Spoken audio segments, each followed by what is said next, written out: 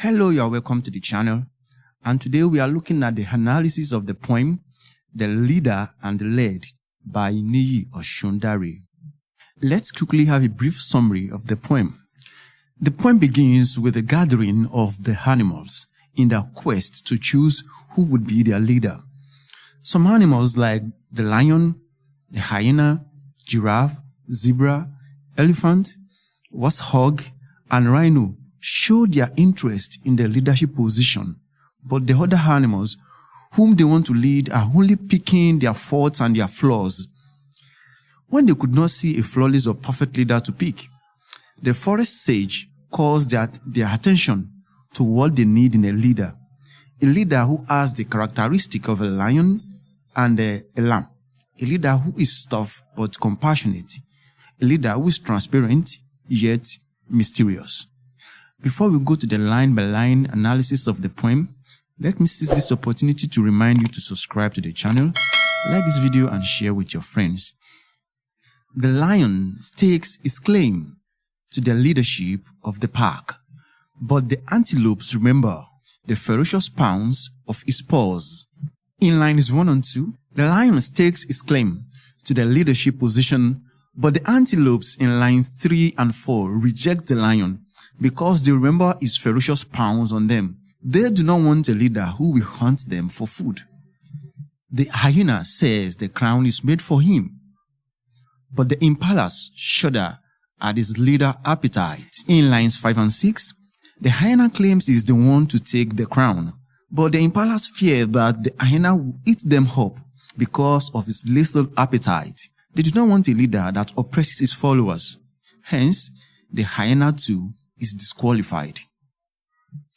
The giraffe craves a place in the front, but his eyes are too far from the ground. In lines 7 and 8, the giraffe comes out to show his interest in leading the pack. The other animals complain that the giraffe is too tall and his eyes are too far away from the ground. A leader ought to be close to his subjects, to his followers, see what the followers are going through and share in their experience. An animal that would be distant to the everyday experience will not be a good leader. So the giraffe too is also rejected. When the zebra says it is his right to lead, the pack points to the duplicity of his stripes. In lines 9 and 10, the zebra comes next, but the pack points out to the duplicity of his stripes, which suggests his crookedness and double dealing. The zebra is seen as an animal with double identity, so he is also disqualified. The elephant charges into the power tussle, but its colleagues dread his trampling feet. In lines 11 and 12, the elephant charges into the power tussle, but his trampling feet puts him at a disadvantage because other animals feel intimidated by his domineering and huge stature. They fear that the elephant will crush them under his heavy feet if made their leader. Hence, the elephant is also rejected. The warthog is too ugly, the rhino too riotous. In lines 13 and 14, the warthog and the rhino will have been the favorable options, at least one of them. But the animals declared that the warthog is too ugly and the rhino is too riotous. And the pack thrashes around like a snake without a head. Our need calls for a hybrid of habits, proclaims the forest sage. A little bit of a lion, a little bit of a lamb, tough like a tiger, compassionate like a doe, transparent like a river, mysterious like a lake, a leader who knows how to follow followers mindful of their right to lead. In lines 15 to 24, the gathering of the animals is unable to come to a conclusion on whom to choose as their leader.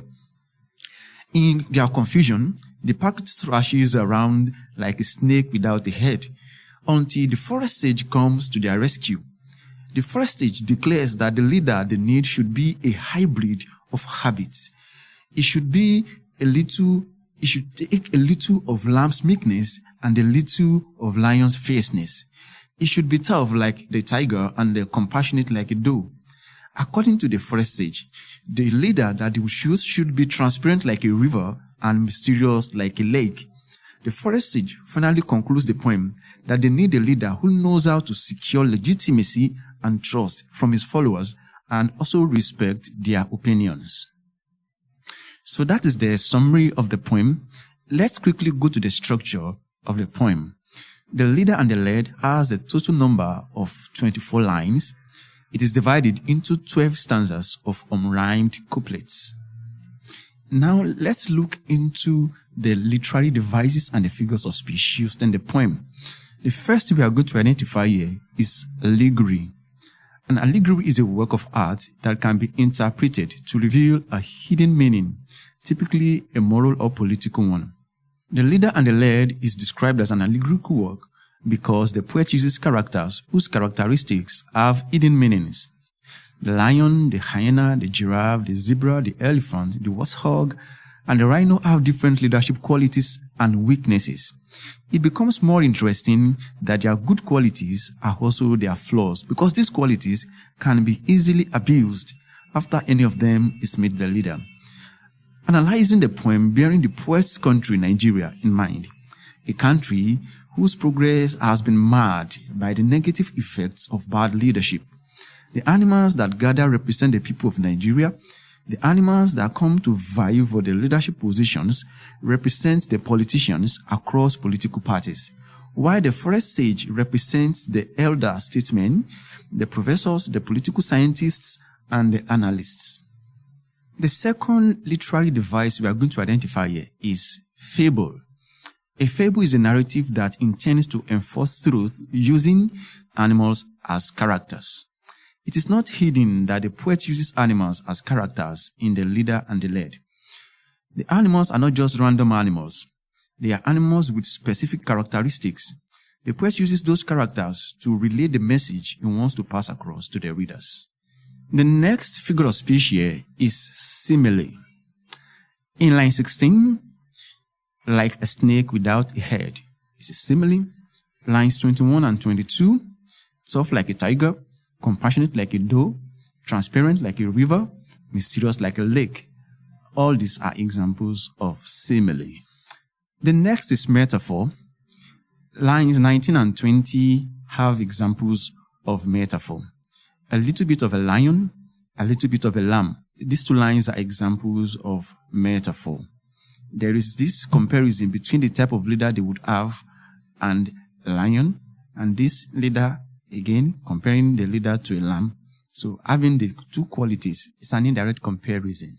The next is onomatopoeia. This can be found in lines 4, 6, and 11. We have a situation whereby the sound of these words suggests their meanings. Pounds in line 4, shudder in line 6, and trudges in line 11 are all examples of onomatopoeia. The next figure of speech is alliteration. That is the instance in which there is the repetition of the same consonant in quick succession. Pounds of his paws, far from, park points, rhino to riotous, hybrid of habits, a little bit of a lion, a little bit of a lamb, tough like a tiger. All these are examples of alliteration. The next figure of speech is parallelism. Parallelism has to do with the repetition of the same structure. This can be found in lines 19 and 20 and lines 21 and 22. Let's look at this. A little of a lion, a little of a lamb are parallel. Tough like a tiger, compassionate like a doe, transparent like a river, mysterious like a lake. All these are also parallelism, the same structure repeated. The next figure of speech identified in the poem is antithesis. Antithesis is a device by which two contrasting ideas are juxtaposed in parallel form. So, in line 21 and line 22, tough like a tiger, compassionate like a doe, transparent like a river, mysterious like a lake. These are contrasting ideas put together in parallel form. So they are examples of antithesis. Another literary device found in the poem is symbolism. The leader and the led is a symbolic representation of human experiences in the contemporary world.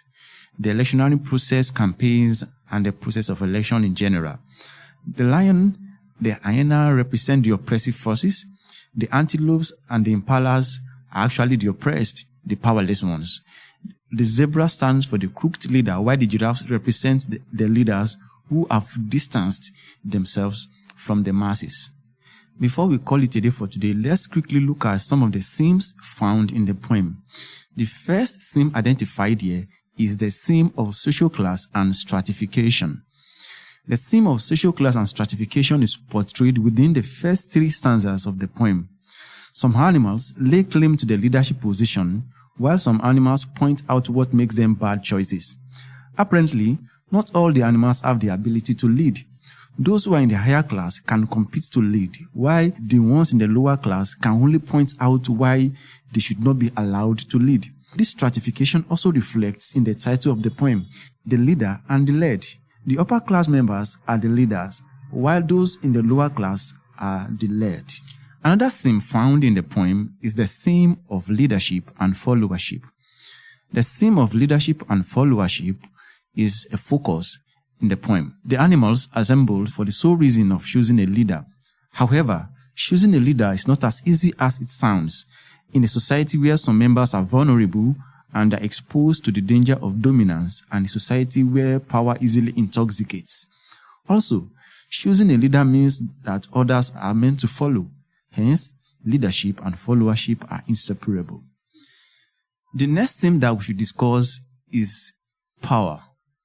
The poem discusses power and how the person who has it could force and control others, illustrating how leaders exert their influence over the led. The poem also discusses the theme of oppression. The poem discusses the theme of oppression, portraying how leaders can express or exploit those they lead for their own gain. The lion, hyena, elephant are rejected because of the tendency that they would be very dominating and oppressive when they become leaders. Oppression is one of the most recurrent issues in African political landscape. Yes, let's also discuss the theme of confusion and lack of direction. The fact that the animals could not choose a member to lead them out of the numerous options that they have shows their state of confusion. This is well relayed by the poet in stanza 8, where he says, "The animals thrash around without direction, like a snake without a head." The last thing we are going to discuss for today is the theme of freedom and the right to select a leader. The poem explores the theme of freedom. The animals have the right to lead and also have the freedom to reject whomever they feel would not be a good leader. So these are the themes of the poem. I hope you've learned one thing or the other. Thank you for joining me on the channel. Share this video, like it, and drop your comment. Thank you. Have a good one. Bye-bye.